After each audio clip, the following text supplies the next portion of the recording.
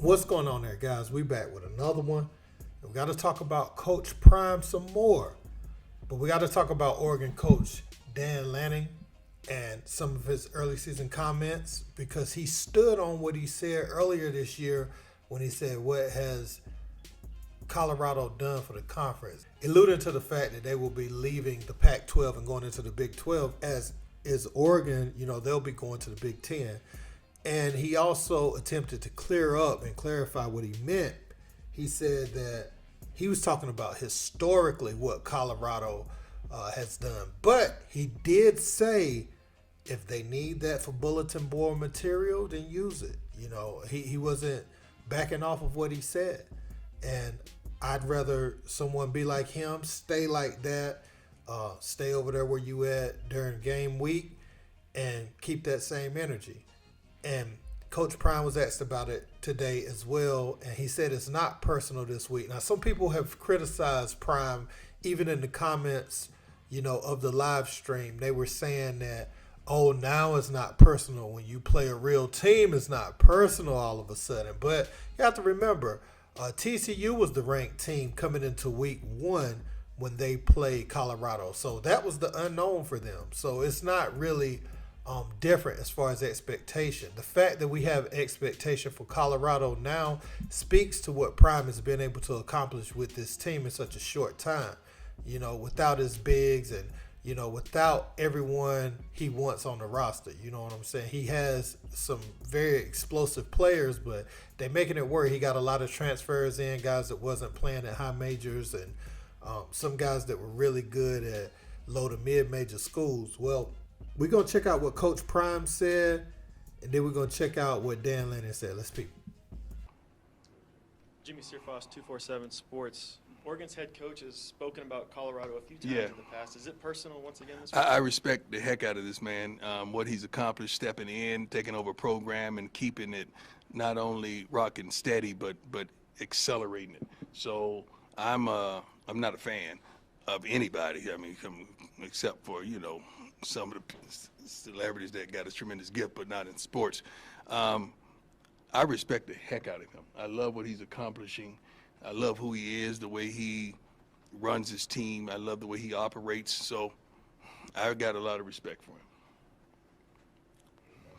Back right, Trevor? Just given the way that Deion's used a lot of bulletin board material, do you regret at all what you said at Oregon Media Day back in August?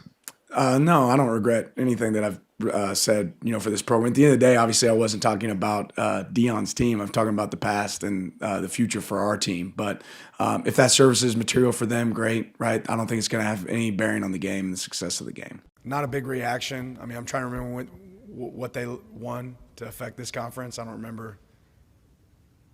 You remember them winning anything? I don't remember them winning anything. Now, you have the individuals that will say, what have they won? Has Coach Prime or Colorado won anything? No, Colorado hasn't won anything.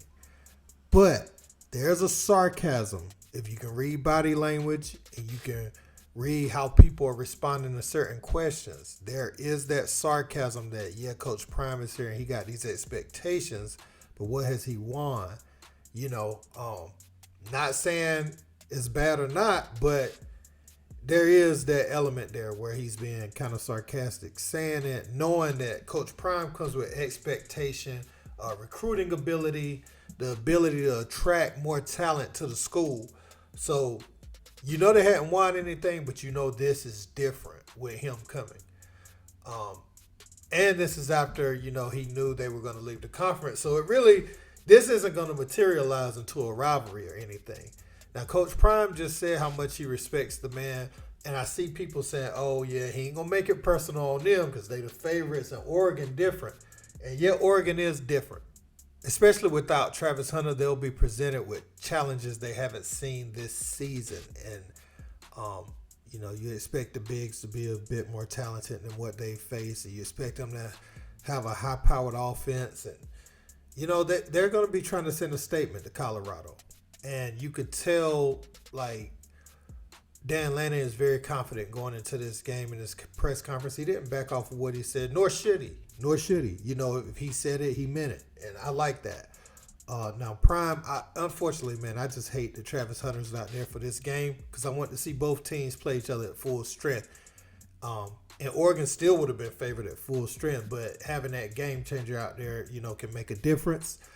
But some people are saying that Prime is trying to get out in front of these comments, and in case they lose, he's already shown respect to the opponent, and he's not going to make it personal because this isn't a favorable matchup. And I could say if people feel like that, they have their right to say that.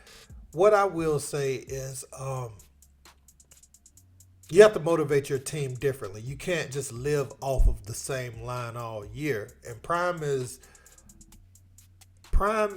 very good at that. He's masterful speaker, masterful motivator, masterful recruiter. Like, he has all of those things in one. And I think he knows the team, because he's not motivating the same players this week. Like, yeah, Shedeur and all of them, but it's a noticeable absence in Travis Hunter. So now you got to motivate guys who's going to take Travis Hunter's minutes by committee. He said Cormani McClain will not be playing because he's the reason that he's not ready yet. So I thought that was interesting that he's not going to play and they're going to do it by committee. So he's motivating a different group of guys to try to emulate or supplement what one person was bringing to the team that was playing both sides of the ball. You see what I'm saying? So I could make an argument that it's just different motivation this week. You go into a hostile environment. You can feed off the crowd when it's personal at home, different things like that. You go into that hostile environment with a crucial man down. You may have to be motivated like you playing with house money. All the pressure's on them. You might have to come at it like that, because we know man for man they don't match up with Oregon all the way down the line. But you do have Shedeur, you have Xavier Weaver, you have Dylan Edwards. He gets in the open field. Nobody's catching him. What's my man name? The tight end, the receiver, stepped up the other night. You got him. The walk-on kid. Yeah, man, Shallow is capable of making big plays. So you have those guys. They'll be ready to play. They'll be in there ready to play in that environment. I'm expecting a big game from Weaver.